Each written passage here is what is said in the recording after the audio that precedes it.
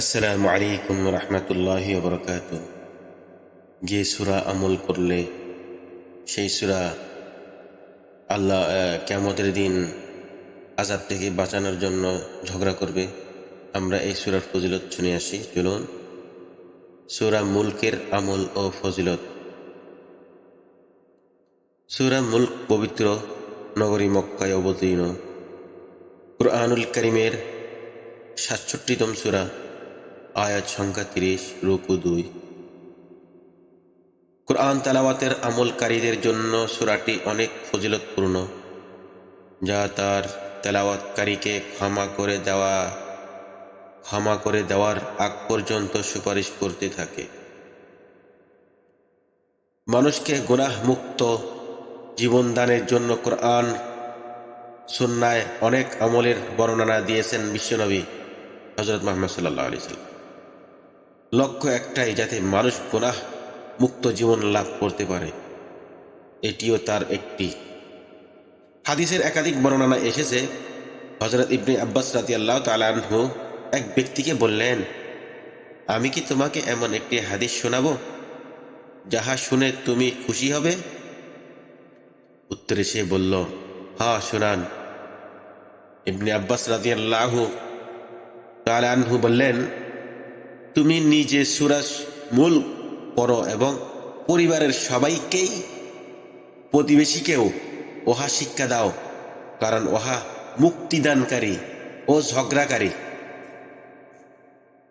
কিয়ামতের দিন আল্লাহর সঙ্গে ঝগড়া করে উহা পাঠকারীকে সে জাহান্নামের আযাব থেকে রক্ষা করবে এবং কবরের আযাব থেকে বাঁচিয়ে রাখবে।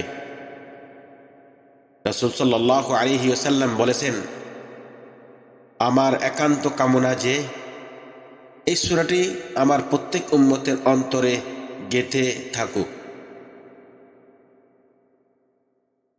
হযরত আবু হুরায়রা রাদিয়াল্লাহু তাআলা আনহু বর্ণনা করেন, রাসূল সাল্লাল্লাহু আলাইহি ওয়াসাল্লাম বলেছেন, কুরআন মজিদে ৩০টি আয়াত বিশিষ্ট একটি সূরা রয়েছে, যা তার তেলাওয়াতকারীকে ক্ষমা করে দেওয়ার আগ পর্যন্ত তার জন্য সুপারিশ করতেই থাকবে। আর এই সূরাটি হলো তাবারাকাল্লাযী বিয়াদিহিল মুলক, অর্থাৎ সূরা মুলক। মুসনাদ আহমদ, তিরমিজি, আবু দাউদ, ইবনে মাজাহ। রাসূল সাল্লাল্লাহু আলাইহি সাল্লাম বলেন, আমার মন চায় প্রত্যেক মুমিনের হৃদয়ে যেন সূরা মুলক মুখস্থ থাকে। বাইহাকি। হযরত ইবনে আব্বাস রাদিয়াল্লাহু তাআলা আনহু বলেছেন, তোমরা সূরা মুলক শিখে নাও এবং নিজেদের স্ত্রী সন্তানদেরকেও শেখাও। এটা কবরের আযাব হতে রক্ষা করবে এবং কিয়ামতের দিন আল্লাহর দরবারে এই সূরা পাঠকারীর পক্ষে কথা বলে তাকে মুক্ত করবে। রাসূল সাল্লাল্লাহু আলাইহি ওয়াসাল্লাম বলেছেন, যে ব্যক্তি নিয়মিত সূরা মুলক তেলাওয়াতের আমল করবে সে কবরের আযাব থেকে মুক্তি পাবে। তিরমিজি, মুস্তাদরাকে হাকিম। সূরা মুলক তেলাওয়াতের সময় সূরা মুলক রাতে বেলা পড়া উত্তম, তবে অন্যান্য যে কোনো সময়ও পড়া যাবে। সূরাটির অর্থ বুঝে নিয়মিত পড়ায় রয়েছে অন্যান্য তাৎপর্য। এই সূরা নামাজের সঙ্গে পড়া উত্তম। মুখস্থ না থাকলে দেখে দেখে অর্থ বুঝে পড়লে বিশেষ সওয়াব পাওয়া যায়। হাদিসে এসেছে, রাসূল সাল্লাল্লাহু আলাইহি ওয়াসাল্লাম সূরা মুলক তেলাওয়াত না করে রাতে ঘুমাতে যেতেন না। তিরমিজি।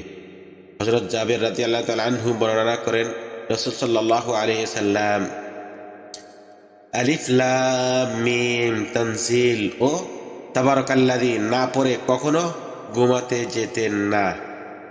সূরা মুলক ৪১ বার তেলাওয়াত করলে সব বিপদ আপদ হতে রক্ষা পাওয়া যায় এবং ঋণ পরিশোধ হয়। এই সূরা পাঠে কবরের আযাব থেকেও বাঁচা যায়।